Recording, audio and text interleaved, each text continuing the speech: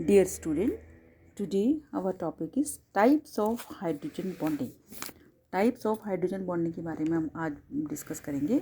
इसके पहले हमने हाइड्रोजन बॉन्ड के बारे में बताया था. तो व्हाट इज़ हाइड्रोजन बॉन्ड, उसकी कैरेक्टरिस्टिक.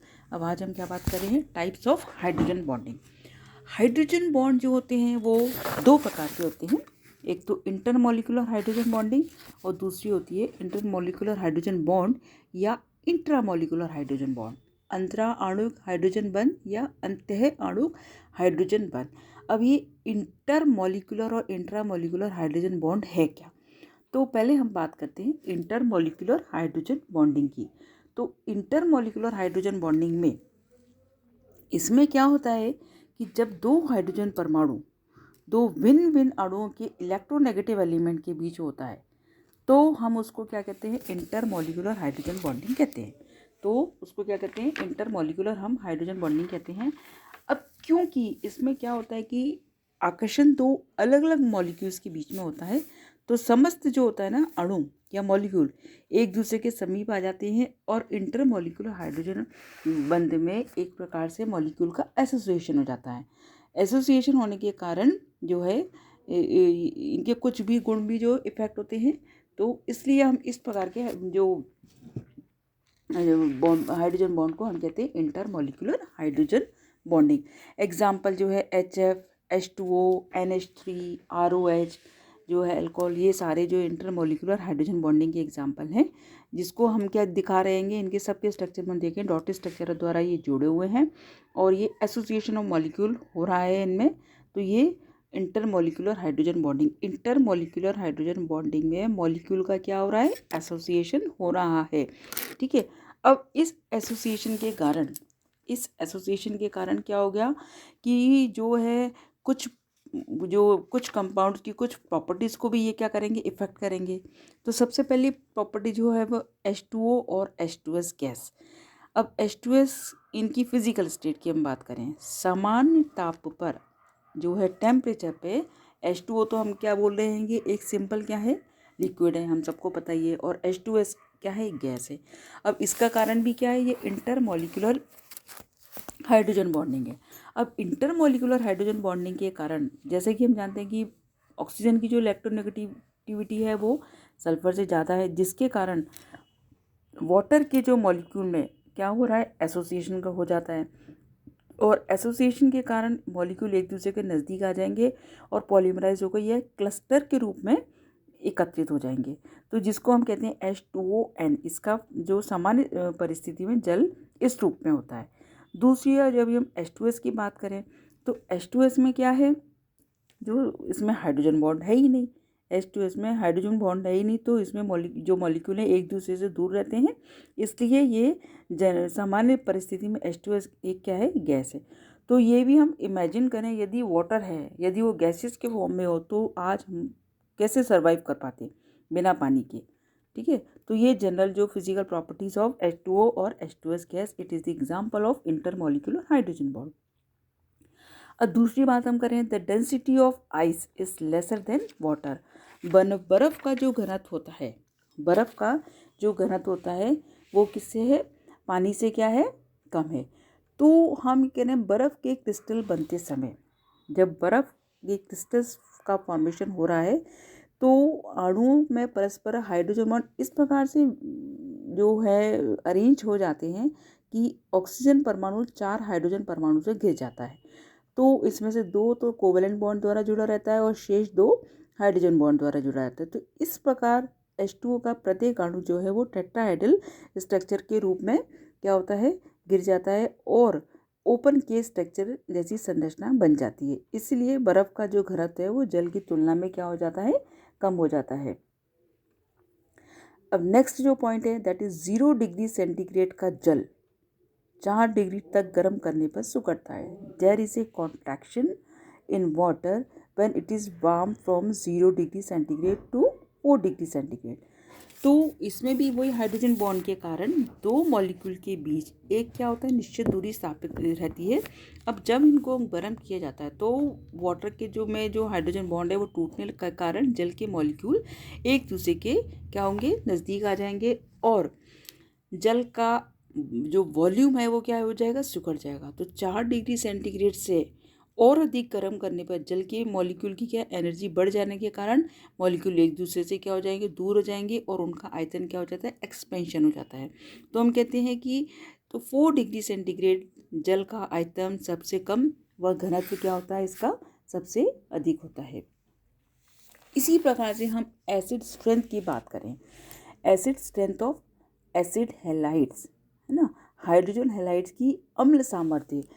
अब जैसे कि हम जानते हैं कि कोवलेंट यौगिक होते हुए भी हाइड्रोजन जो हैलाइड हैं, कोवलेंट यौगिक होते हुए भी ये क्या करते हैं, प्रोटॉन मुक्त कर रहे हैं या प्रोटॉन को दे रहे हैं और प्रबल एसिड की तरह बिहेव करते हैं। ठीक है, और प्रबल एसिड की तरह, इसका कारण भी क्या है, ये हाइड्रोजन बॉन्ड की तुलना में हाइड्रोजन की इलेक्ट्रोनेगेटिविटी का मान अत्यंत उच्च होता है। जैसे HX बॉन्ड में अत्यधिक जो पोलरिटी किसमें होती है, आ जाती है, जिससे हाइड्रोजन जो है वो प्रोटॉन के रूप में मुक्त हो जाता है और हेलोजन की जो इलेक्ट्रोनेगेटिविटी है फ्लोरीन से आयोडीन तक घटती चली जाती है। तो हम कहें कि ये जो पोलर जो ये जो हैलोजन अम्ल हैं कोवलेंट यौगिक होते हुए भी एच आयन लगातार देते हैं और अम्लीय गुण प्रदर्शन करते हैं। तो इनकी जो जो स्ट्रेंथ है, जो सबसे सबसे ज़्यादा फ्लोराइड, फिर then chloride, then bromide, then iodine.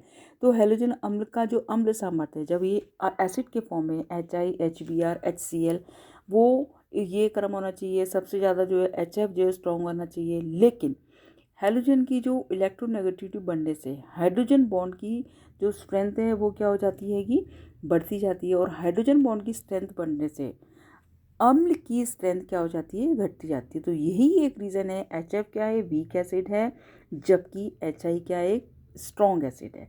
ये एक वेरी कॉमन क्वेश्चंस आते हैं कि HF जो है वो वीक एसिड है जबकि HI क्यों है, स्ट्रॉन्ग एसिड है। वाई, क्यों, क्योंकि इनमें हाइड्रोजन बॉन्ड बढ़ने की सामर्थ्य बढ़ने से अम्ल की जो एसिड जो सामर्थ्य है वो क्या हो जाती है, घटती जाती है।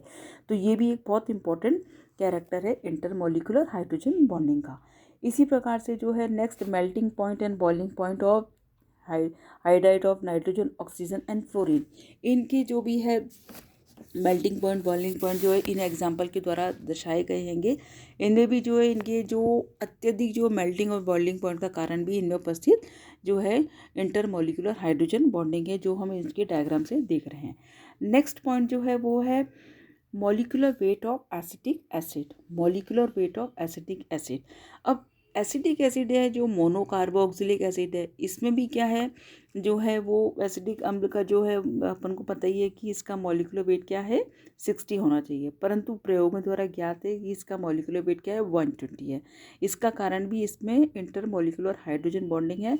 इंटरमोलिकुलर हाइड्रोजन बॉन्डिंग के कारण इसके दो मॉलिक्यूल मिल करके डाइमर की संरचना बना लेते हैं, जो अपने इस डायग्राम में हम इसको देख रहे हैं। इसके दो मॉलिक्यूल जोड़ करके क्या बना रहे हैं, डाइमर की स्ट्रक्चर बना रहे हैं, जिसके कारण इसका मॉलिक्यूलर वेट क्या हो जाता है, डबल हो जाता है।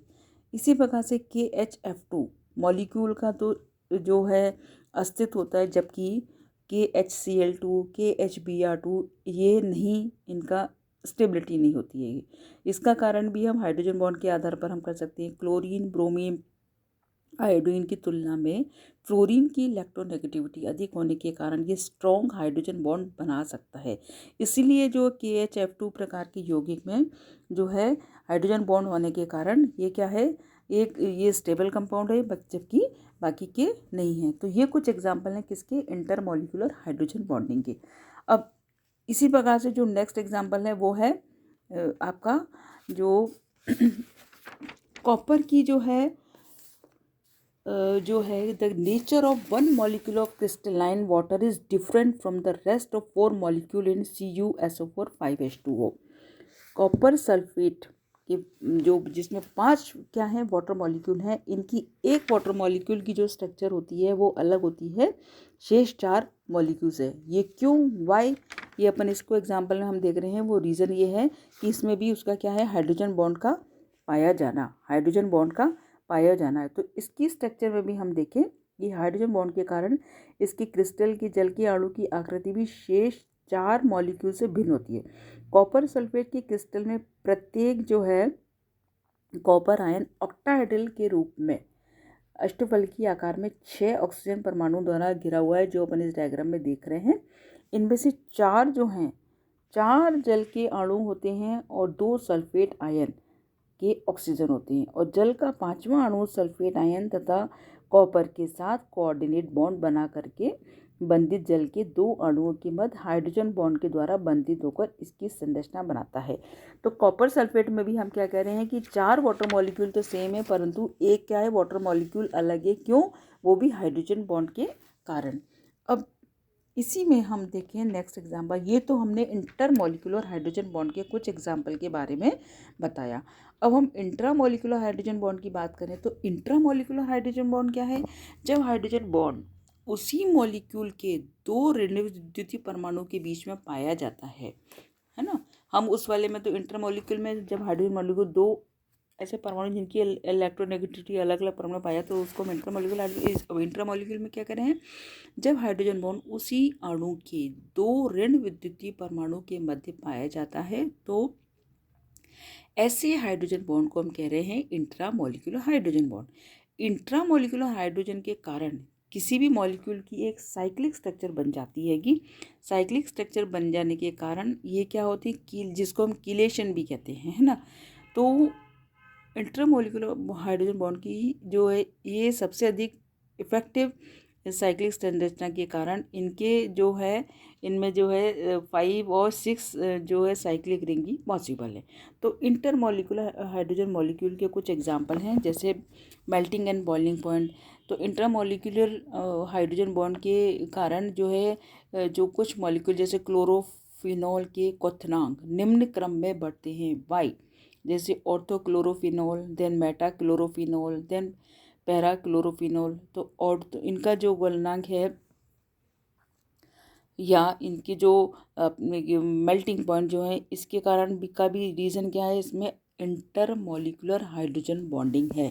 इसी प्रकार से हम देखें नाइट्रोबेंजोइक अम्ल के जो ऑर्थो व्युत्पन्न होते हैं, इनके भी गलनांक ये भी किसका इंट्रामॉलिक्यूलर हाइड्रोजन बॉन्ड का ही एग्जाम्पल है। इसी प्रकार से dissociation constant of acid, dissociation constant of acid के अंतर्गत भी हम ये देखें कि जैसे जैसे कि ए की वैल्यू जो है, जैसे जैसे एसिड जो है इनकी अम्ल की सामर्थ्य बढ़ती जाती है, तो हाइड्रोजन बॉन्ड की वैल्यू क्या हो जाएगी, कम होती जाएगी, है ना।